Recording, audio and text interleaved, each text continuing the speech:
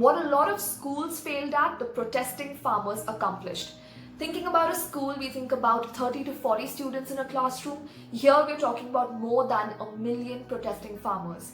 I'd like to present to you 10 facts why the protesting farmers are our best moral science teachers.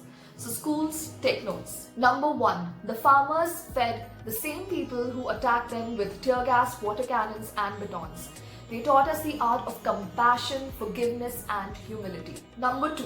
They keep the area clean and their children have been actively cleaning the streets.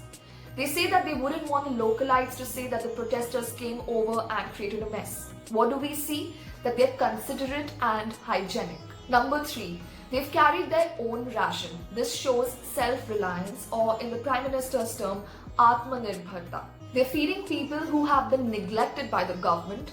Underprivileged children say that they have never seen so much food in their lives. The farmers have also arranged blood donation camps and they've been donating blood. Families of patients have sent their blessings to farmers. We appreciate how selfless the farmers are, and that's something to learn from them. During Guru Purab or Guru Nanak Dev Ji's Jayanti, the farmers did not burst firecrackers. They chose to light candles instead. They're farmers. They're the closest to nature. They're environment conscious and responsible. Therefore, they're an asset to the environment and the community. Number 5. For sanitation, they've carried portable toilets. They acknowledge that there is an issue with the demand to supply ratio, but they're being proactive about it and they've ordered for more sanitation equipment.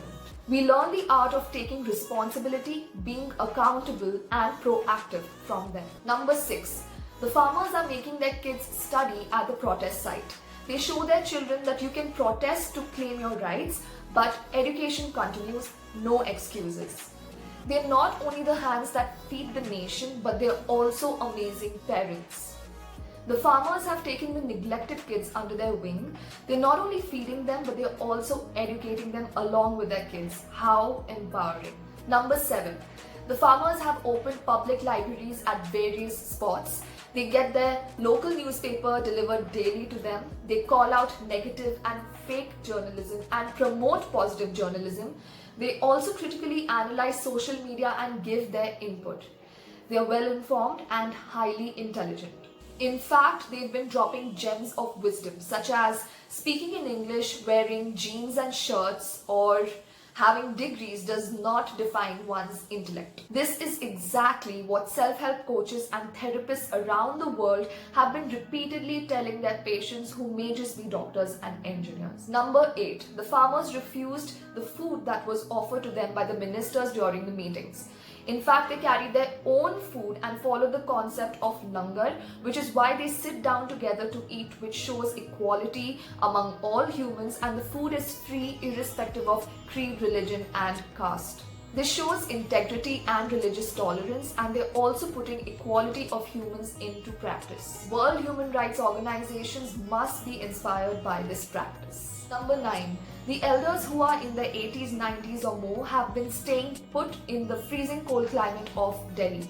Now the temperature is below 5 degrees Celsius and this climate really challenges one's intentions, but the farmers are tolerating it at the risk of COVID-19, adverse health conditions and even death without retaliating. Despite all this, they stay peaceful, resilient and non-violent, proving time and again that they are here only to claim their livelihood, which is at stake.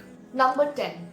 Despite all the dehumanizing acts against them, like physically attacking them, psychologically attacking them by deeming repeated meetings inconclusive, defaming them by calling them anti-national separatists and Khalistanis, or trying to handicap them by associating their articles of faith like the Khanda on Nishan Sahib and the saffron color with violence and terrorism, they stay put. They stay peaceful and they wish you peace too. While protesting, they're operating from a space of compassion. Why? Because they're literally feeding people with their own hands, literally sharing the fruit of their labor with the others. Blessed and honored are you who has been fed by our farmer.